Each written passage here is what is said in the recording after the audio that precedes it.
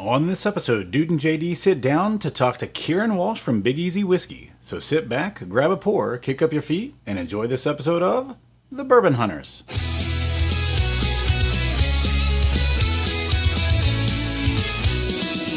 Gather round the mic, it's time to unwind. Drinking our bottles, all that we find. With tastings and tales, we're sharing our pours. Tune in each week, there will always be more. Tune in each week, there's lots to hear. Laughter and stories, we're all here to share. We're giving our ratings, they're always fair. Sit back, grab a pour, kick up your feet and enjoy. While you're listening, head over to our website at bourbonhunters.com where you can purchase Bourbon Hunters glassware and products, and sign up for our Patreon, which puts you on the list for single barrel announcements from our private barrel club. Tune in each week, sit back. Tune in each week, grab a pour. Tune in each week, kick up your feet and enjoy. Kick up your feet and enjoy. Welcome to another episode of The Bourbon Hunters. I am Dude Poole, and I'm joined by JD Fritches. And we have a guest today. We've got Big Easy Whiskey today out of, where are you located? New Orleans, Louisiana. One place Big Easy could be. That's what I was going to say next. But so go ahead and introduce yourself real quick and tell us your name. Tell us how you got to Big Easy Whiskey, and then we're going to jump into this and start asking some questions and hopefully start drinking soon. Yeah, great. No, thanks for having me. My name's Kieran Walsh, and I'm the yes, I have a lot of different hats. I mean, I'm the creator of Big Easy Whiskey. I'm one of the founders of the company, just wear a sales hat, I wear a marketing hat. You know, we're a startup company, so you do a little bit of everything around here. Yeah, sure. So let's talk about Big Easy Whiskey. So the concept behind it, infused whiskey, right? Yeah. So, honestly, it started out of just something of a, as all good things do, kind of a little bit of a passion project, and really just trying to figure out how to bring, as a group and personally, and as well as with my partners, just this bring together some of the tastes that we just generally and genuinely love, from drinks. And so, I myself have been in the whiskey industry for a while. I've long had an affinity for European Amaros. And so this really kind of started as honestly, years ago, as Fernet was kind of taking a rise, in particularly on the West Coast. How could we make the flavors kind of that style, but with a whiskey base? And it honestly went to hell and back. It was not an easy thing to take care of, but sort of as we were developing it too, there was this whole almost meteoric rise of flavored whiskey. And so in the background, as we were developing this, which in theory it is a flavored whiskey, we were trying to then think of how can we bring a little bit more respect to the category in general. Flavored whiskeys had been very primary and almost, I don't know, maybe a little lowbrowed, and so we were trying to see how could we build this into something that, not that I want to be something for everybody, but how could we be a little something for everybody? So when you say bring it to a different level, I assume, and this is, again, my assumption, but you're talking about like maybe even like peanut butter whiskey and different things like that are ginger infused or whatever. I'm assuming those are a little bit more of like a synthetic flavor addition into these whiskeys, whereas what you're trying to do, right, is more of a natural flavor. Is that right? Yeah, that's right. So we have over 24 different, generally botanicals, but they're herbs, spices, and fruit that we took quite a lot of effort to make sure we were getting to the right level of infusions. And, the flavored whiskey category very specifically is a single primary dominant flavor. And so in the case of, say, like a peanut butter whiskey, it is clearly peanut butter. And that's by law. The TTB says that. We were looking to do something a lot more complex, and honestly, at times I thought, am I overcomplicating this? But my history and my experience was a little bit more in blending, and so, excuse me, it wasn't really good enough to do one or two flavors. It really became, how can we make this cascade of flavors and then find a way to fit that together as a puzzle. Sure. Yeah, that makes sense. So, real quick question. We've got the bottle in front of us here, and we're going to open it up and kind of start drinking into it here soon, because we don't like to. Can I ask a quick question pertaining to what he's already talked about? Yeah, yeah. So, before the conception of Big Easy, what was your whiskey ride or journey, and at what point did the light bulb pop up that you wanted to do more? Well, I mean, so my entry into the whiskey industry was through the wine industry. I was in wine production in California, and at the time there were a lot of friends and colleagues that were experimenting with distilling, and either distilling beers that they had made or distilling wines that they had made, and so it was a lot of just genuine experimentation, maybe sometimes out of boredom, maybe sometimes out of just trying to create something that no one had ever seen. That timed out to be around the same time that actually that Four Roses was starting to come back and make a charge at getting back into the U.S. market. I was fortunate enough at that time to be involved with that and learned quite a lot from Jim Rutledge at the time, and that also timed up with the creation of High West Distillery, which I was on the founding team of. And so all of it was really just trying to find our way, trying to figure out what can we do, test a little bit of the limits, at that time.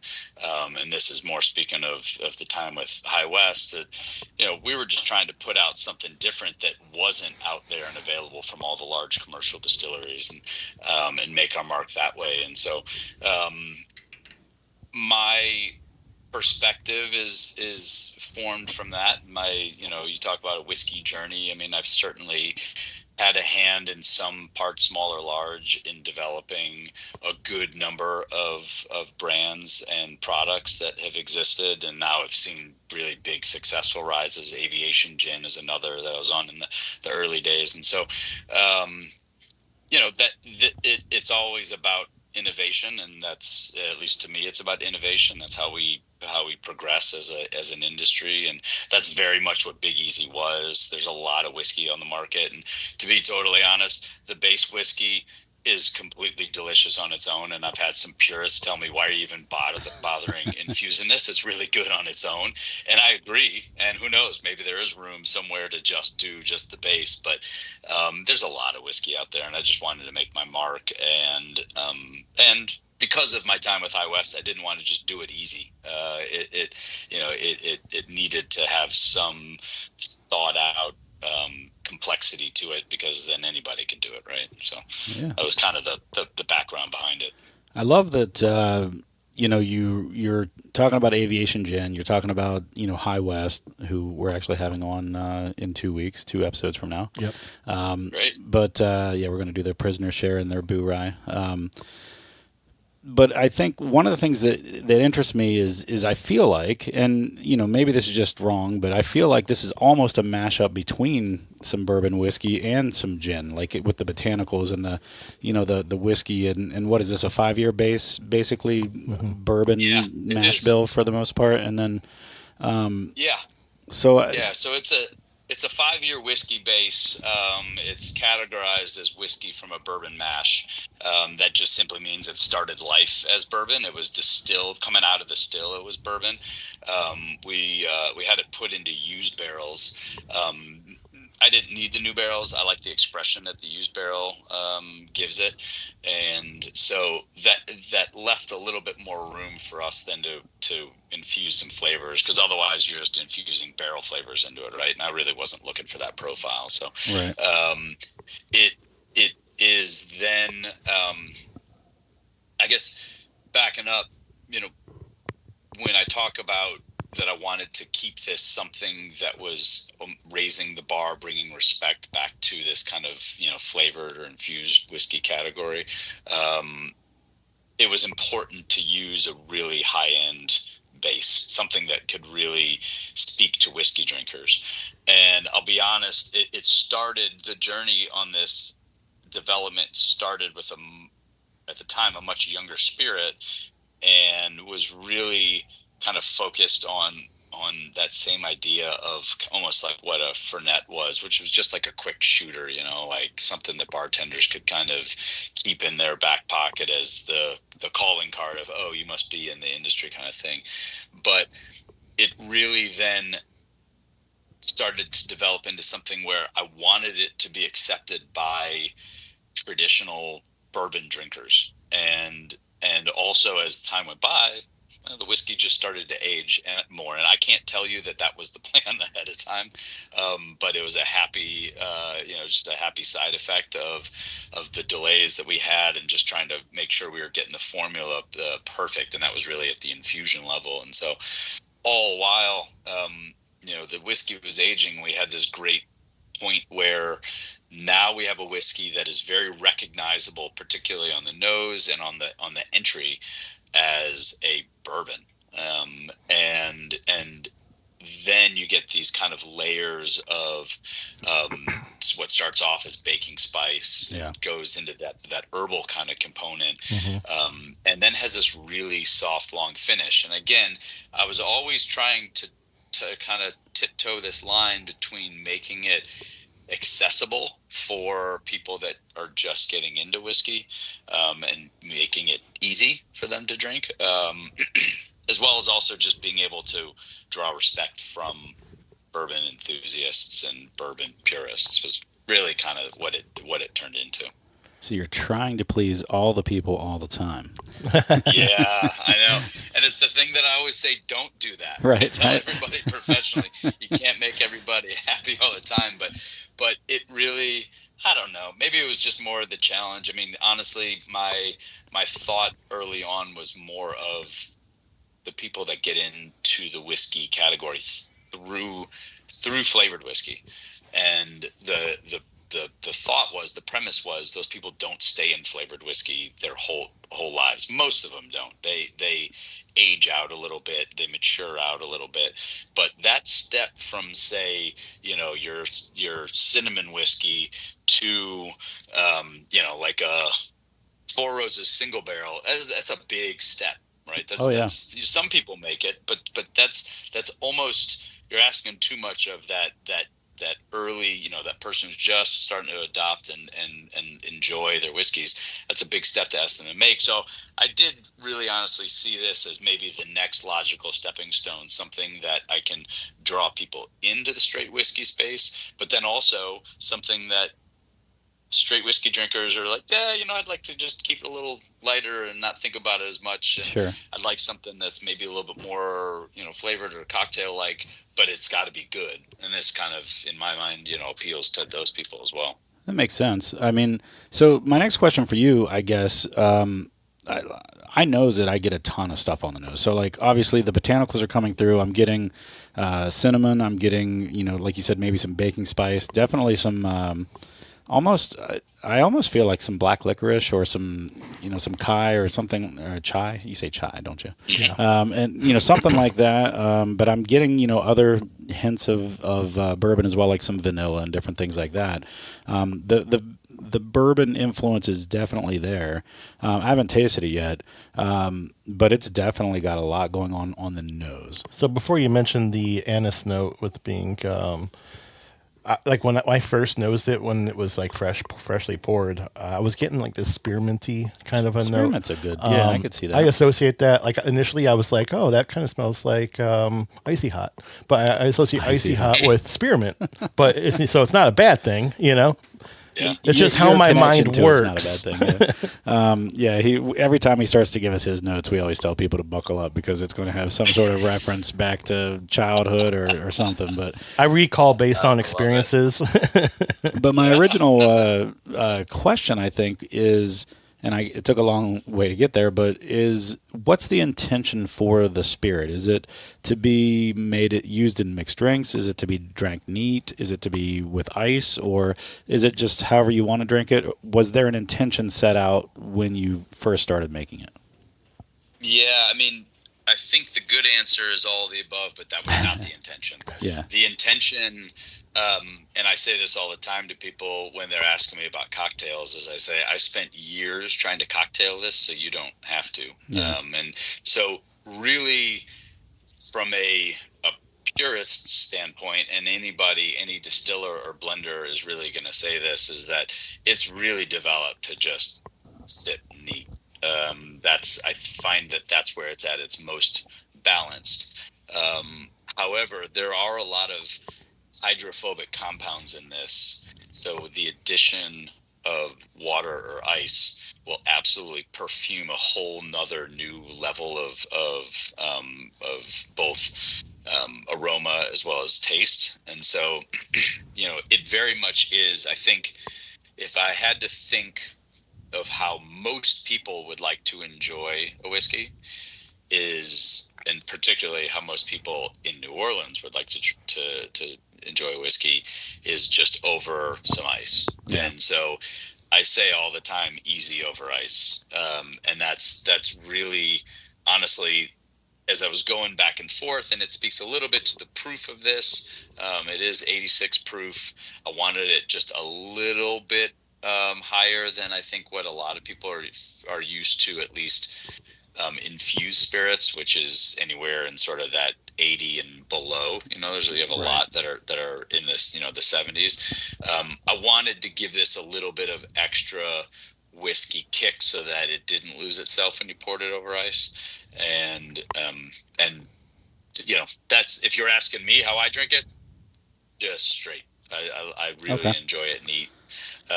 But I think the other fun part of this, and this is really, I think should be one of the most, I guess, revealing things about, from a producer standpoint, is how it's treated once it gets into hands of other creative people in the industry, most namely bartenders. Sure. And so I've seen the usages on this in ways that I would never really have thought of, and it's treated as both a modifier supporting another spirit or as the base spirit in a cocktail. And that's what I love the most is, I have people who put it in coffee and tell me it's the absolute best thing in a coffee. Great. And I don't disagree with them. I just never thought about that. Sure. So I took a drink. I know. Yeah, you took a drink. the palate's blowing my mind right now because to me it tastes like a cocktail. No, which is a good thing. It's making me think of a chartreuse, but like a whiskey chartreuse. Oh, there's this honey and lemongrass, and there's a lot of sweetness. And the honey, I get that for sure. Some baking spice in there. I mean, a lot of the things that we got on the nose, on the aroma, are transferring into the palate for sure. So like a lot of the botanicals, I'm getting some cinnamon, I'm getting some vanilla, but I'm getting some honey. The honey I didn't pick up on the nose, but it's coming through on the flavor. Mm-hmm. There's a decent amount of sweetness here. I hope this isn't an insult. It actually drinks kind of like a cocktail to me. Absolutely. Like you said, it's what was the phrase you used? Cocktailized, or what did you say? Well, I've cocktailed it for you. Cocktailed it for you. That's what it was. I put all of these flavors together, and they're all individual infusions that then eventually get blended together. I think that's very apropos. Is it does really come across as a cocktail, which, to be totally honest, I've had, certainly our PR team will tease me about it sometimes in terms of I can't tell you I've fully developed how I want to define this or how I want to talk about it, or at least I don't have a clean elevator pitch. It would take some time with an up and a down on the elevator. Yeah, two rides on the elevator. Because it's a whiskey. I mean, it's bottled as a whiskey, right? But it is it does behave like a cocktail. And I think that's really the best part of it is it can be whatever you want it to be. If you want it to be a shot, it can easily be that. If you want it to be a dram that you enjoy for a while, it's going to be a little on the sweeter side if you're expecting a straight whiskey. But it can also, you can chill this and pour this, strain into a glass or keep it over some ice and, with a little citrus garnish, and you've got yourself a cocktail ready to go. You didn't have to do any work. Yeah, what's interesting to me, and I don't know if it's just the power of suggestion, but the label. First off, the label, I really like it. It's it's got the fleur de lis on it. It's got the a couple of other things on it, but it feels New Orleans-ish. It's got that vibe to it. But one of the phrases on the top, it says the exceptional old-fashioned recipe. And so before I ever drank it, I was wondering, well, do they mean like old-fashioned as in like old-timey, or do they mean old-fashioned like the cocktail? And as I'm drinking it, I feel like it's got a cocktail influence to it, and I feel like it almost feels like I've gone to a bar, ordered an old-fashioned at like this fancy bar where they're trying to kind of fancy up an old-fashioned. Not just your traditional old-fashioned, but like a, because the botanicals are there and there's other things there that are imparting like influence on the whiskey, but I am getting like almost like a baseline of like an old fashioned. Does that make sense to you? Yeah, no, absolutely. Yeah. All it's missing is the Angostura and the orange peel. Yeah, I mean, honestly, this is to me, it tastes like an old fashioned that you just didn't put it over ice or anything. Right. You just like grabbed it off the counter before it was completely chilled or anything like that. It's good. Yeah. Yeah, thanks. Yeah, I mean, that was kind of the intention of it is, again, and the old-fashioned part of it, just to answer that, is a little bit of a nod to, if you go pre-Prohibition, there is a little bit of inspiration to how rectifiers would take whiskey and they would kind of impart their own flavors. And sometimes that was in a very nefarious direction. Like it was Tobacco really trying to... Yeah, exactly. Really trying to make it look like something it isn't. That adding sugar into the barrels, yeah. So there's no tobacco spit in this, correct? Just to clarify. Zero tobacco spit, yeah. If it was mint, it'd be okay. Yeah. Yeah. Well, and I mean, and so, I think there is definitely a nod when I say old fashioned. It's a double entendre. Sure. It is a nod to that. We have in this country a history of infusing. This is not the first time that people have infused flavors into whiskey. But also I did want to set a little bit of an expectation because it can be, I admit, it can be confusing when you pick it up and you see the word whiskey. And again, the brand name, the name of the product is Big Easy Whiskey. Yeah. But I do know that it can be shows a little confusing. And so that idea of it says underneath it that it is with natural flavors, right, and that's sincere. But then how do I let people know what to expect? And that was a little bit, I'm glad that at least struck you as, I wonder if this might taste like an old fashioned. Well, to be fair, like honest, if pure transparency, when I received this bottle and I saw with natural flavors, I immediately like sagged a little bit, like, oh. But then, as it sat there, I was like, you know what, I'm going to give it a try because it says natural flavors, it says old-fashioned recipe, and like, it definitely piqued my interest as it sat there, and I was like, okay. I mean, I've got it because, like, for example, like I know that there's a lot of whiskey purists out there that I like Screwball. A lot of people don't like Screwball. I like Fireball. On so the golf course. You like Fireball, yeah. So there's always those exceptions, and then I was like, well, this is going to be different than those already because it's a bourbon base, it's a natural flavors and all that. So I was already kind of talking myself out of the initial, but then I tasted it and I was like, oh, okay, I see what's happening here, and this has actually been a pleasant surprise for me. Because I generally don't lean to whiskey infused. So, like, for example, I've got a Virgil Cane ginger infused. And I like that. I don't ever drink it neat. I use it maybe to make, like, an old-fashioned or something like that. It gives, like, a little nice, kick to an old-fashioned with that ginger. But it's not something I would just ever pick up off the shelf and try to drink. This is actually something that I feel like I could use to make a cocktail. But I also am sitting here drinking it neat, and I have no problem drinking it neat. This none at all. Yeah, this has a lot of flavor, and it's got a lot of layers, a lot of complexity, which really surprised me. And then everything that I was getting on the aroma, for the most part, I'm also getting on the palate. It's transferring into the palate as well. Plus, there's some things that I didn't get on the aroma, like you mentioned the honey and a couple other things like that. And what's surprising to me is the nose. It was very herbal, right? But then the flavor is actually kind of sweet. It surprised me. I did not expect the nose to transfer. I mean, all the things that were in the nose are transferring into the flavor, or to the palate, but not in the way that I thought they were going to. And it actually, I don't know, that I think it creates sweetness. excitement, because sometimes when you get the palate matching the nose, it's kind of boring. Yeah. You know, it's I like, was, okay, that's what I was expecting. I was kind of getting to that, Yeah. but yeah. So like, I do like when some of those things transfer in, and you're getting that here. But I do, like you said, I like when there's a little bit of a surprise there behind the curtain. Yep. You know, you start to drink it, and it's not exactly what you smelled or were expecting because of the smell or the nose. So this is I'm pleasantly surprised. That's probably the best way to say this, because I'm enjoying this. I could drink this. I could probably sip on this all evening long, because it's got enough complexity. It's got some layers, to that flavor, but it's also got that sweetness. It's got a journey aspect to it too. Yeah, that's what I mean. Evolve. Yeah. So I always talk about how, does the whiskey tell me a story?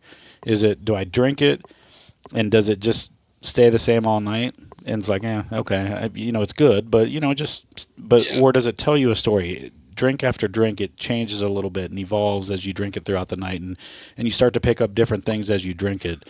That's probably not the best analogy, but that's just what I've always said. And so that's very spot on. I think it's when you're on the production side, you have to be off. Well, not all the time, but you have to be very purpose driven in terms of what it is you're trying to do. Or, I've bottled some single barrels that's just sort of like, well, let's roll the dice and see what we get out of this thing. And I've had some that are just not awful, but not exciting, and I've had some that are just absolutely mind-blowing. So it's the same type of thing, where if you're creating something, and this is obviously very much made with consistency in mind, that you need to this took quite a long time to develop, from the perspective of sort of how does it smell, how does it enter the palate, what's the feeling on the mid palate, and then that finish. And I think the finish is one of the things I'm probably most proud of, because it does have a sweet kind of finish to it, but in a good whiskey way. It doesn't have that cloying, it doesn't hang around in an unpleasant way. It just kind of cleans itself up so that you're ready for the next sip, I think. Yeah, I think you described that pretty well. It's the finish does have a sweetness to it, but it also has that baking spice aspect to it without the Prilosec factor. Yeah. So like I'm not getting any like reflux or anything like that feeling like you get on some super, high octane bourbons or anything. Right. But I'm getting that nice part of the hug where it is the spiciness, on the edges, and then a sweetness that accompanies it. And all of that is present in the finish, which is really nice. Yeah, it lingers nicely. Yeah, no, it does. Again, like I said, without that Prilosec factor, I think that's important to me. Like, there's some great bourbons that I just absolutely love that do give me that Prilosec, that reflux. But you just are like, okay, it's 130 proof. What do you expect, But but there are some that are 90 proof that give me that, and I'm just like, this has no business giving me that feeling. And then this right here, this is giving me that spicy, lingering finish with the sweetness accompanying it without the actual reflux. There's a nice reaction. creaminess to it too. I know the mouth experience, right? It's nice. It coats the tongue well. But there's like this citrus, almost like an orangey creamsicle type of note in there, and you feel it on your tongue, and it just kind of hangs around. Yeah, it's nice. I can see that. We do infuse orange peel in there. The spearmint that you're getting possibly is the hyssop, which is a relative of mint, probably interacting with one of the others that's giving a little bit. I mean, there is cinnamon in it.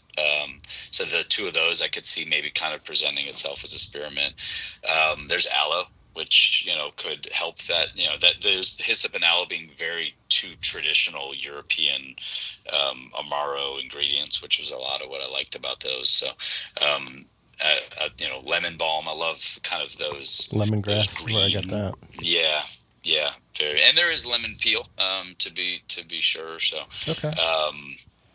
There's, and again, there is some vanilla infused in there as well, which is what's going to accentuate that. Obviously whiskey naturally has vanilla, and so some of this, I guess in all, I was not trying to compete with the whiskey. I was trying to highlight flavors of the whiskey, and support them rather than fight against them. And some of the flavored whiskeys that I certainly ran through a lot of them, just not necessarily for inspiration, in some cases to be cover my blind spots of what I was sure I didn't want to do. But there are, and without naming them, there are certainly flavors out there that I would say compete against the natural whiskey flavors, the flavors of the whiskey, rather than support. Yeah. And when that happens, you sometimes need to then cover it up with the almighty sandpaper, which is sugar, right? Like this sugar smooths everything out. And that's in ours, I was trying to be very restrained in the use of it. To be frank, all of those infusions ultimately create bitter sensations. And so unless you want it to come across as a real tradition, like an actual bitter, where you're tasting all of those harsh components, there is, honey and cane sugar that are put in here to kind of balance it out. But again, that's really just to be supportive of it. It's not to be the overwhelming driving kind of, flavor carrier. So when we talk about infusing, I honestly know nothing about the process of infusing. So just to kind of, we have a couple of geeky, nerdy people on the podcast. You're only getting 2 of the 4 of us tonight, which we try to do on interviews just because 4 people interviewing is just too many. But from a mash bill perspective, what do we have? We have 81% corn, right? And then 15% rye. And then you've got 4% barley. Is that a malted barley, I'm assuming, or is that just a... Yeah, oh yeah. No, it's malted barley. Obviously, that's more for the flavor these days. You don't need the malted barley for anything, than what you traditionally used to use it for. But, that's really just more for flavor. So talk about that infusion process. What is that like? So you talked about lemon, you talked about orange peel, you talked about vanilla and a whole bunch of other things. So in my head, and I'm sure this is 100% wrong, but like I see like a mesh bag with these things in it just sitting inside of the liquid. I don't know what vanilla extract being poured into it. But again, what's vanilla extract? If you think about it, vanilla extract is just vanilla sitting in alcohol. That's it. And if you see on the store shelf alcohol-free vanilla extract, it's just vanilla sitting in propylene glycol. It's like it's just some it's some chemical agent that is pulling those flavors out. And the best, the best, probably the most widespread is ethanol. That's it. So all you're doing, just like if you decided to take, vodka at your house and you throw some fruit in it and, you're just going to infuse it. That's all it is. It's in its most simple form. We're just taking high proof ethanol. So it's not the actual same 5-year whiskey. There's light whiskey, which I'm not sure if you're familiar with as a category. Yeah. So light whiskey is just in between straight whiskey. It's before straight whiskey. If you keep distilling it, it turns into light whiskey. Right. Light whiskey, if you keep distilling it, turns into vodka. Yeah. And so it's a very high proof 5-year light whiskey that's used in small amounts because it's so high proof, and that's what we use to extract it. That's for most of them. That's how we get at it. And it's really just infusing it in there. So I feel like this is like the genesis of a professional Hairy Buffalo party. Yeah. or jungle juice or whatever you call it when you were in school. But you take all the fruits and you put in the Everclear and you put in the Kool-Aid mix and all that stuff. All the girlfriends eat the fruit thinking, I'm Yeah, not going to get too wasted. That's 100%. So we would throw the parties at college, and the girls would take the cups, and they would just sit there and eat the fruit. And then at the end of the night, you'd have a whole bunch of red blotches on the grass from where they didn't realize they were taking in most of the alcohol because they were eating the fruit. Yeah, you're right. That's all it is. I hate to oversimplify it. Yeah, no, but I was joking. But it really is, and I think that's an important thing to note, because sometimes we have to stop and think that these are really sort of almost they're very old school approaches, and I'm sure, and I'm not familiar with them, I'm sure there's something way more new school, probably cheaper than the way I'm producing it, but I'm sure there are solvents, of which ethanol is the most popular of all solvents, but I'm sure there's other solvents that I could get in there and use at a much cheaper rate or whatever. They might even be more efficient in extracting it, but this is what I know, and it really does stem from a lot of that. Let's just put some of this herb into this spirit and see what it does, and then add it to this. And ultimately, and this was a lot of our guiding principles in my time at High West when we were coming up with all the different crazy blends, is 1 + 1 has to equal 3. That's the goal. Is it's never that I just put these two whiskeys together and now it just tastes like those two whiskeys together. If you did that, you in my mind, you failed. It's got to be, how did you put all this together? And how do you get hyssop and maybe, I'm just guessing, cinnamon, and it tastes like spearmint? That's a cool reaction. That's fun. That's where it came. Something that never went in came out, and so that's ultimately the goal from a flavor standpoint. So that is so odd that you said 1 + 1 = 3. That I was listening to Joe Rogan today. Yeah, Ken Burns on, love him. Yeah, the great documentarian who is just probably the best in the history of documentarians, and he was saying life is 1 + 1 = 2. So when you find the 1 + 1 = 3, you have to, you have to basically listen to it and focus on it, and figure basically. It was just interesting. You said 1 + 1 = 3, and I just heard that earlier today, so it was just kind of weird to hear that twice in one day.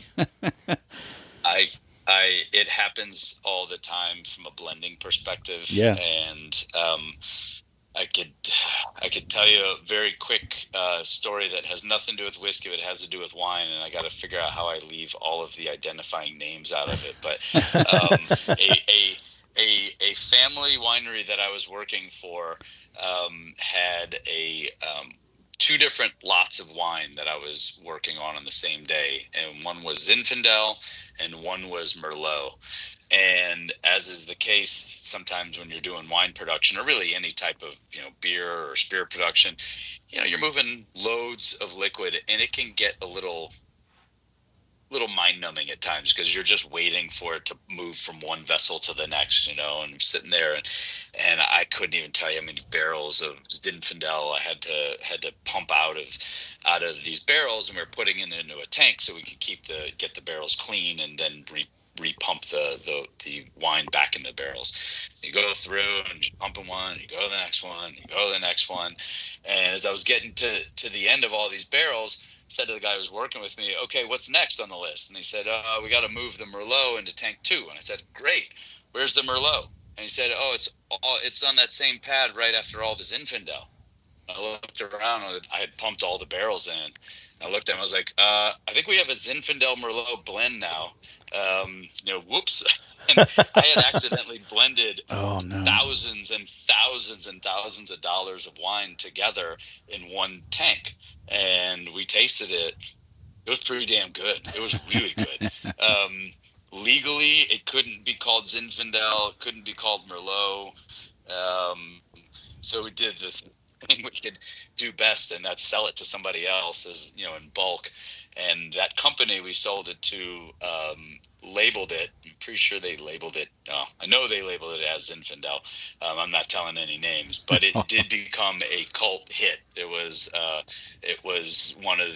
like reviewed as like best wine, and this is going back more than 20 years ago. Something that they had to continue to figure out how to produce. Oh, We were getting all these questions of. So if you told the name, it would be 19 crimes to do that. Oh, jeez. A little. Yeah, that's right. That's You're right. terrible. It's always tricky in this industry. You don't want to, you want to tell secrets because there's good stories behind them, but you don't want to get sued in the process. Well, it's funny. I mean, but yeah, you get stories like that in bourbon a lot, like where a distillery will make something contract wise for another distillery because they're like shut down for a bit or something like that, and then it gets aged in their location and it becomes something just controversial, crazy. Like Buffalo Turkey. Yeah, like Buff Turkey right now. That's a big one that everyone's chasing down. That what was it? It was distilled at Buffalo Trace. It has all the yeast strains of right? Buffalo Trace. Their barrels at Buffalo Trace. It was just aged at Wild Turkey. Well, it was the Wild Turkey mash bill. Yeah, but which the is Buffalo not Trace far off. yeast strain. Yeah, and then aged in Wild Turkey or something. In the Wild Turkey barrel, yeah. So I have a lot of those. I've been trying to figure out what to do with. I actually have a bourbon coming out later this year that may or may not have some of that in it, but Wild Turkey has just the best barrels. If you're on the side of if you're in the production side and anybody who knows a barrel from any other barrel, that's one of the most exciting barrels, and it's because they are very they're just clear about what they're going after, and they're at least 24-month season staves. They're dense and they have so much flavor in them, and yeah, they're just great barrels. I mean, some of that whiskey we've dumped and used those barrels, which would have been used. They probably contain whiskey for 8 to 10 years, and then refilled rum into it. Oh man, it's like those barrels just keep giving. They're and that's a lot of it, right? Barrels are really the thing. Great Britain's banking on them keeping on giving. Those they use a lot of used up bourbon barrels there.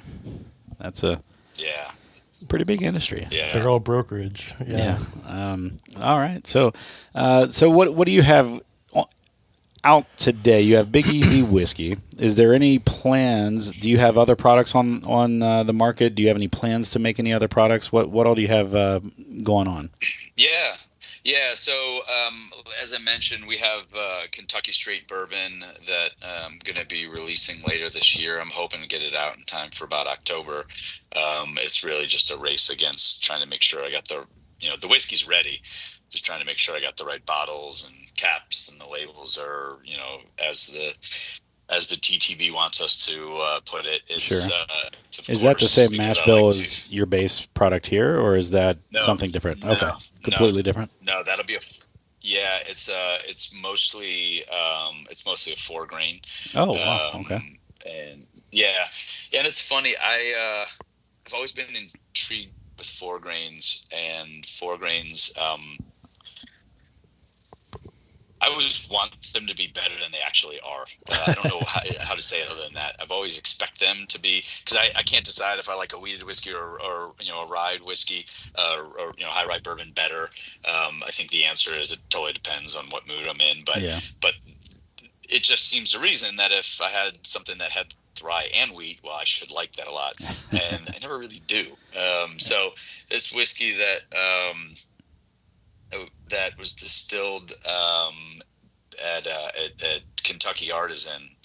It's their 4 grain mash, but it was done on their pot stills before they moved over into their column stills, and it's delicious and unctuous. But I wanted to put my own little mark on it, and so I put some of it in cognac barrels, some in Armagnac barrels, and some in Calvados barrels, and I let it sit for another couple years. And then I've gone through, and similar, just because, again, I like blending, I've then taken those three different, what are essentially infusions almost, right? I've infused the whiskey with these different wood types and then blend them back. So I actually have two bourbons. They're the same exact base bourbon, and to be totally frank, I got down to the last two, the semifinals, if you will, the semifinalists of the two blends, and I couldn't decide which one I liked more. I liked them both for different reasons, and I just decided that I should probably then release them both, because they will appeal to different people and their taste sets for different reasons, and so I'm really excited about that. I think as I said before, there's a lot of whiskey out there, but if you can make your mark and kind of really put your mark on it, I think that's what will help differentiate it.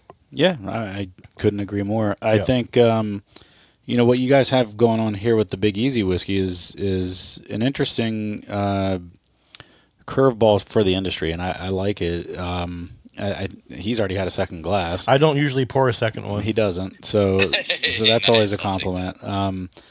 I enjoy it too. Like I said, the sweetness with the nice spicy finish, it's good. It tastes like a cocktail in a glass to me. Mm-hmm. And again, it might taste like something different to other people, but to me, that's what it tastes like, and it's not a bad thing at all.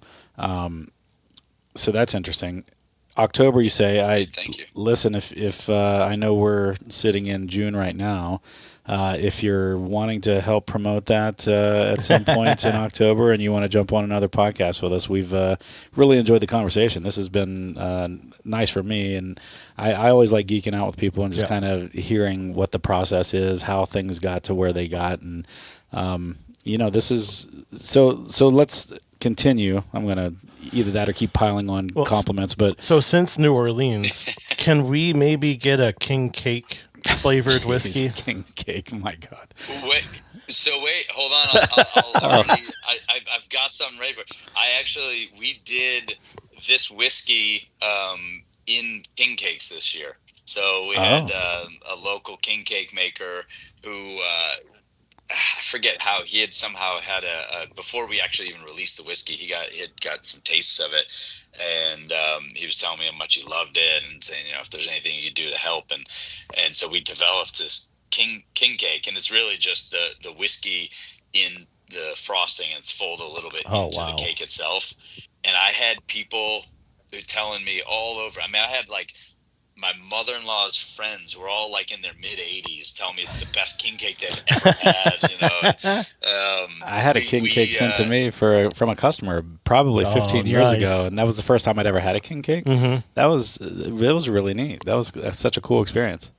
Go ahead. Sorry, I interrupted you. No, it's fine. It was good. I have to say, I didn't really, I didn't think I'd really enjoy it. Not that I don't love king cakes, but I wasn't expecting to like it quite as much. And then as I did, and my kids, every time I'd swung by the bakery, I'd come back with like 5 because I'd have to give them, like family and friends or whatever.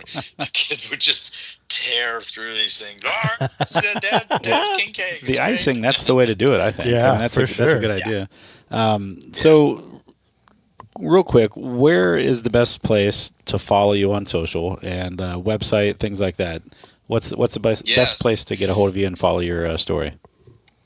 Yeah, no, thanks. So BigEasyWhiskey.com is our site, and then you can follow us on Instagram at Big Easy Whiskey. We are available through Bourbon Outfitter if you're not in the Louisiana market. The BourbonOutfitter.com. You can just search Big Easy, and it's available. They have inventory.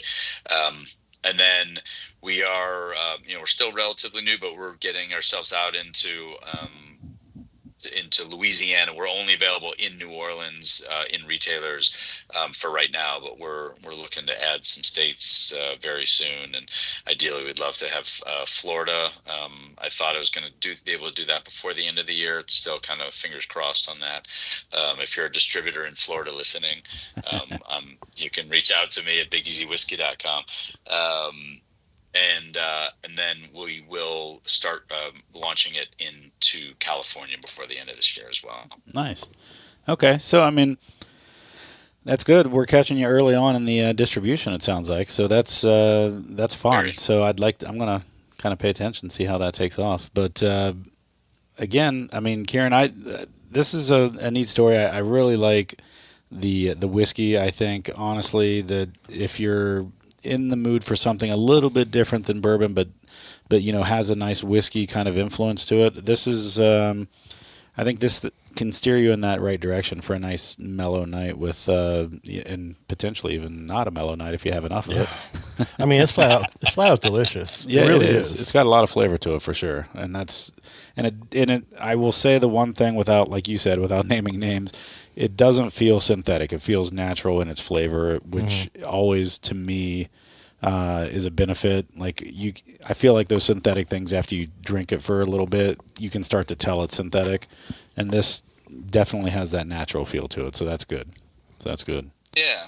Well, I appreciate the endorsement. I think that's the thing, as we talked about earlier, is probably the biggest piece that we not necessarily need to overcome, but at least appeal to people that do like quality and do like real things. And I think within the flavored whiskey category, that there's the whiskey's not 100% whiskey, right? It might be a little bit of whiskey cut down with some vodka, some Nutri-Grain spirit. This is all whiskey, and we even go through so much as to make sure that the infusions are into light whiskey. And so it was, that was important. I think that's why it comes through as a real product, is that you got real good whiskey. And then we just try and accent it. So I think, I appreciate you looking at it and being maybe not so sure, and then getting over that through taste. And I do not begrudge you for that at all. I think you will not be alone. I think there will be a lot of people, including my own family, when I first told them what I was doing, because they only knew me from making really kick-ass bourbons and such and rye whiskeys. So I think there was some doubt, and I'm thankful that people are at least saying, well, I've got enough street cred that people know I wouldn't be putting garbage in a bottle. But well, it's definitely not garbage in a bottle. So no. Thanks for providing us with this bottle. I really enjoyed it. I really enjoyed our conversation. Like I said, I know I was kind of joking, but honestly, if you want to come back on, if you want to promote anything else, we'd love to host you and have you on for another conversation. So. Oh yeah, I'd appreciate that. I can't wait to get you some samples of the bourbons coming out and see what your thoughts are on that. But I'm pretty excited about it. I hope I get to see that Armagnac finish one. I'm a big fan of that stuff. He is. Yeah. Yeah. Well, yeah. I'll make sure I get some samples out to you, and let you boys try it out on your own. All right. Well, thank you so much for coming on again. Everyone, thanks for joining in. Hopefully, you can find Big Easy Whiskey, like you said, Bourbon Outfitters, right? Is that? I said that right? Yeah. Or if you're Bourbon Outfitter. Yeah, Outfitter. Yeah, sorry. And if you're in the New Orleans area, maybe a retailer in your area. So thanks for joining in, and we'll catch you next week. All right. Well, that wraps up this episode. Thank you for joining in on yet another Hunt for Great Bourbon. Please give us a 5-star review anywhere you are listening. But if you don't, leave us some constructive criticism in the review so that we can better improve our show. But until then, sit back, grab a pour, kick up your feet, and enjoy some bourbon. Tune in each week. Sit back. Tune in each week. Grab a pour. Tune in each week. Kick up your feet and enjoy. Kick up your feet and enjoy. The Bourbon Hunters podcast has been craft distilled, produced, recorded, and edited by Dude Pool.